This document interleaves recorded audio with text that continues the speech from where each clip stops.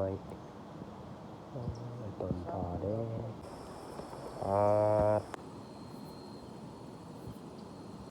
เถื่อ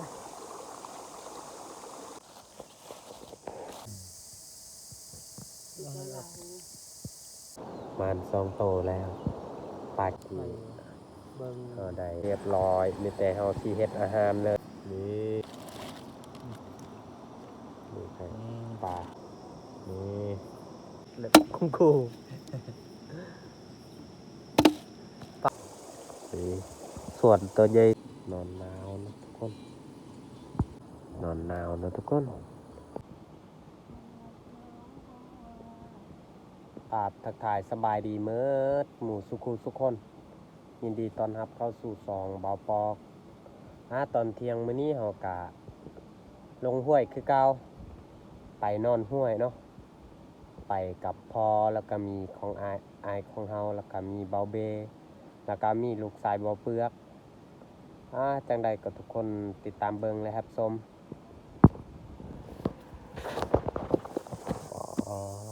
ทำอันนี้เวลาเขาไปนี่มันห้องออกใหม่อันนี้เนาะทีมงานของเฮาจะมีพ่อแล้วก็อายของเฮามีน้องเทศเบาเบเฮาไปนอนห้วยเนาะมื้อนี้แต่ว่าตอนไปเฮาจะบ่ได้ถ่ายเนาะทุกคนไหลมองไปก่อนแล้วจังหน่อยเฮาไปพกหมากใหม่เนาะสิมานหรือบ่ทุกคนลุ้นกันเบิ่งว่าของเฮาได้เนาะ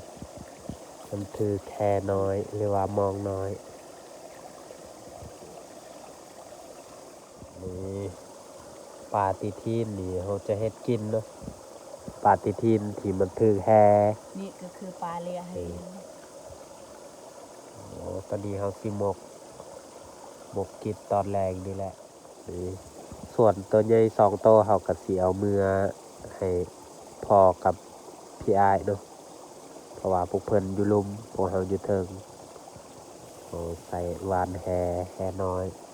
เพราะว่าน้ำมันขุ่นนี่มันถึกหลายปลาแบบนี้เขาคอยดึงแฮปาดออกขี้เลย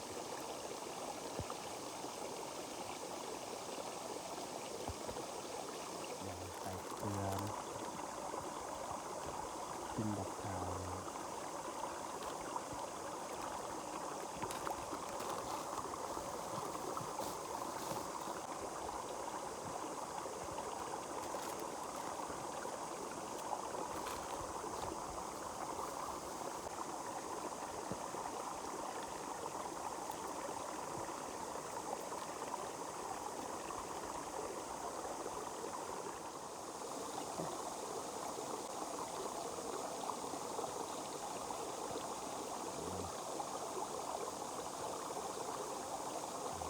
ตัดใส่น้ำหน่อยนึง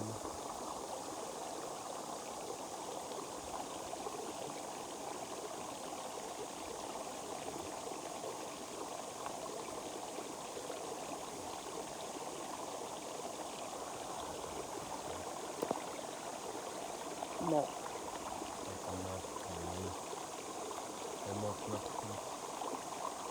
หมกแน่นเลยหลุดหน่อย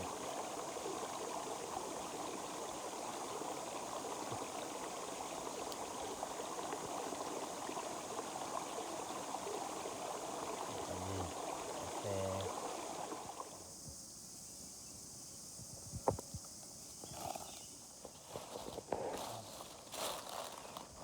หมกของเขามันทันสุกเนาะเสียงนกกินหมากไฮเนาะทุกคนสุกเรียบร้อยของเขาค่ะได้ให้บ่าว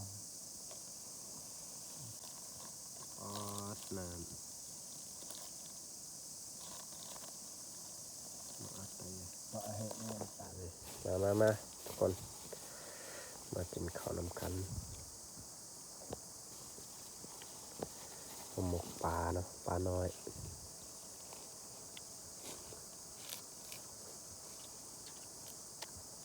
เราจะบอกจก เห็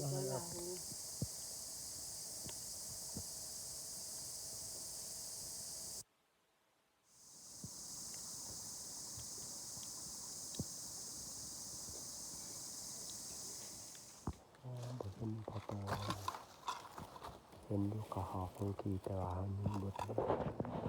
ว่าอยู่นู่นพอกับพี่อายของเฮาเนาะน้องเถิดถือเอาเมื่อปลาที่เฮาได้เนาะแต่บ่ร้ายเนาะทุกคนเอ้ยแต่เฮาสีเมื่อบอลที่พักพอกับพี่อายของเฮาเฮ็ดเนาะแล้วก็เฮาสีเฮ็ดกินสิเฮ็ดยากเนาะแล้วตอนกลางคืนเฮาก็ออกไปวันเฮาพอของเฮากับพี่อายก็กินข้าวเนาะตอนแรงเพิ่นกินโอ้ ลุงเขากินของเพิ่ง พอกับพี่อายของเรากินข้าวเนาะเรือโตเขากินหน่อยนึงยังน้อยเดียว หวานหน่อย ตายต้นพอกินเขาวจำกับนี่ขี่ปลาเนาะหน่อยนึงปลูกบันไดปลาน้อยโอ้ยต้นพอเด้มานอนมาหนาวนำพวกเขาคือว่าสิได้กินปลาเขาก็บ่ได้เนาะทุกคนบรรยากาศก็เริ่มมืดแล้วแต่ว่าบอนนี้มันกว้างแฮงมันก็เลยยังบ่ทันค่อยได้มืดนะ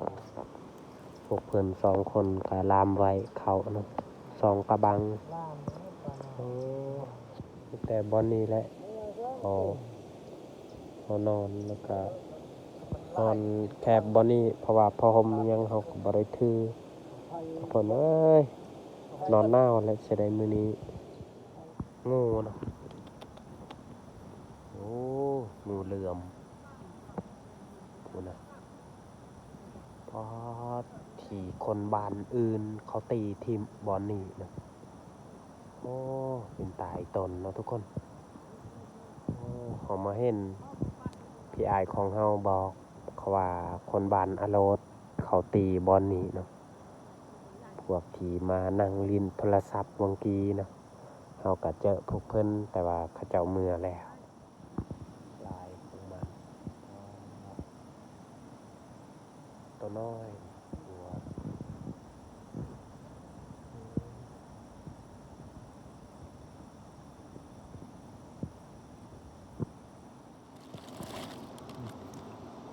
นี่ไงปลาของไทย คนงานเราก็มาน นี่ปลาของเฮาปลาน้อยนี่เฮาอัดคอนเนาะส่วนปลาตัวใหญ่เฮาตึกแค่มีกับปลาลาดเนาะ แล้ว ตัดมันกับปลาลาดเนาะ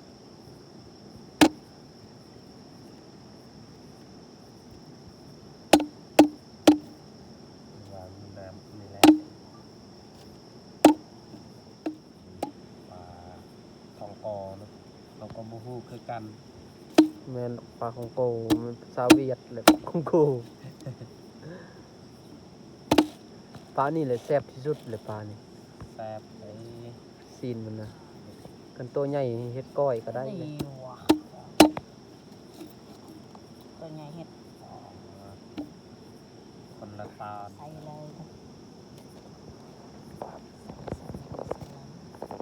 น้ำสบาย ลามนะทุกคน มัน แล้วใส่ขี้เนาะเราใส่ขี้ครึ่งนึงเพื่อให้มันแซ่บหรือว่ามันนัวก็แย่ นี่ก็จะ ใส่ ใส่ ข้าวคั่วเนาะ ข้าวคั่ว เสียงเขาสิปรุงแล้วพี่น้องใส่ตะโกนแล้วก็ใส่มะเขือเกลือตังนัวใส่ตัวหอมเขาก็มีมาอยู่เนาะ แจว ใส่มะพริกเกลือเป็นนัวกะอยู่นี่แหละ ใส่เกลืออีก ใส่เกลืออีกหน่อยนึงหยัดจะ ใส่ผงชูร สีสันอ๋อ คนกับมือเลย คนกับมือเลย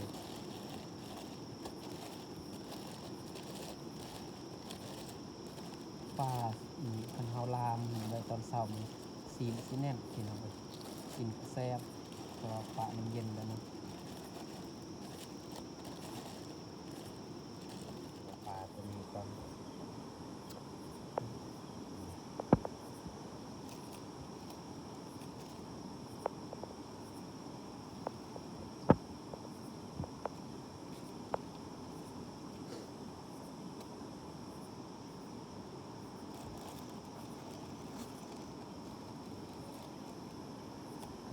จบคลิปเลยและหลังจากเราเฮ็ดกินเฮ็ดอยากเนาะ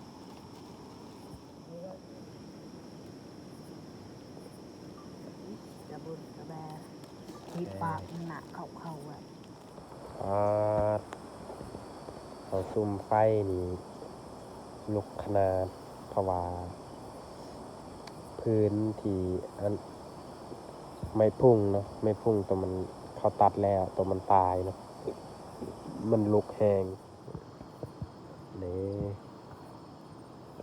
กระบังป่าก็คือสิสุกเนาะนี่กระบังป่าก็คือสิสุกแล้วเนาะทุกคน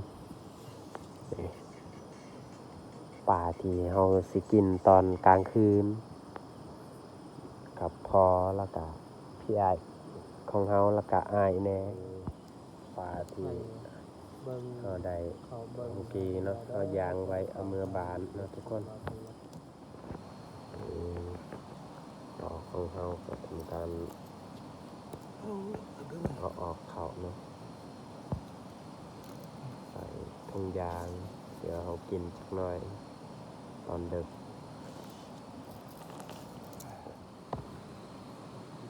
เสียง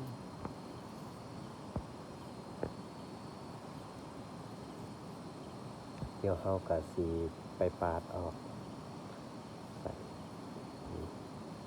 สีเห็ดยอกกบเนาะเพราะว่าไอ้ของเขาบอกให้เห็ดของกินยอกกบบ่เคยกินกบหรือว่าเขียดนี่แหละเขียดที่เขาได้เขียดที่เพิ่นได้บางทีก็นี่เขียดมันอยู่บอนกกไม้เป็นได้ทุกคนโอ้เดี๋ยวเขาจับเลยแมทเลยนี่เรียบร้อยมีแต่เขาสีเฮ็ดอาหารเลยนี่กบเนาะหรือว่าเขียดนี่แหละครึ่งหนึงเขาจะเฮ็ดของกินส่วนครึ่งหนึงเขาจะปะมืออื่นเช้าเนาะนี่มีแต่เขาสี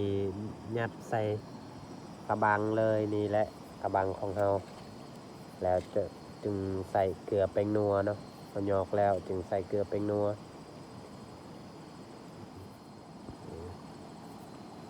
เดี๋ยวเราสิยัดใส่เลยเพราะว่าเขาแกะออกขีดเรียบร้อยนี่ยัดเลยตัวเขียดเนาะ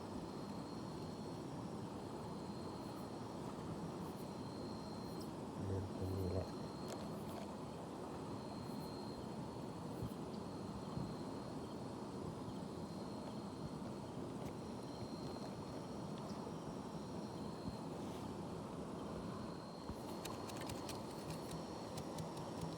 เรือนี่เขาจะเอาไว้เนาะ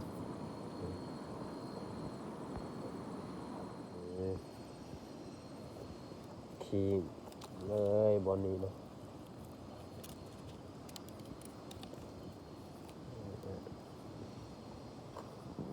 นี่มันยอกเลยยอกเขียดเนาะ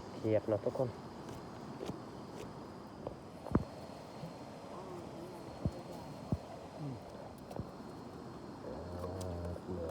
ยอกเขียด ไงก็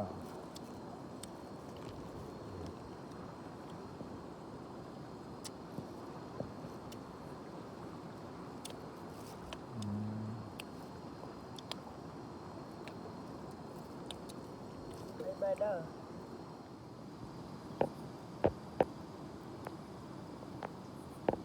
ปาดกบพอ ก็นอนโคตรเนาะนี่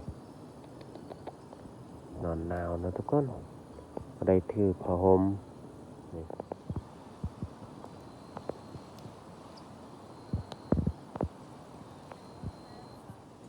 น้องเพชรนอนหนาวเนาะทุกคน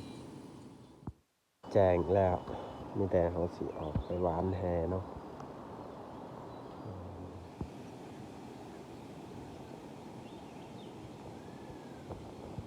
เขาก็ได้ปลา2 โตเนาะทุกคนปลาน้อยมันเอ้าสวยเฮงมัน2 โตแล้วปลาแก้มแดงเนาะ